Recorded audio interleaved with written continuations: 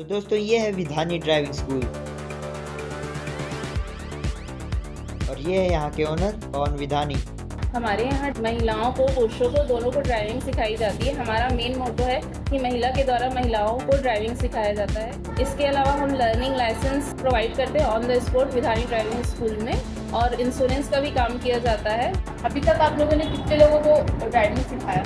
हमारे यहाँ हमारा ड्राइविंग स्कूल 2009 से स्टार्ट हुआ है, जिसमें हमने 25,000 से 40,000 लोगों को ड्राइविंग सिखाकर उन्हें महिलाओं और पुरुषों को रोजगार प्रदान करने का अवसर प्रदान किया है। आपके ब्रांचेस कहाँ पर हैं? विधानी ड्राइविंग स्कूल की ब्रांचेस दुर्ग, भिलाई, राजनांदगांव में अवेलेबल है।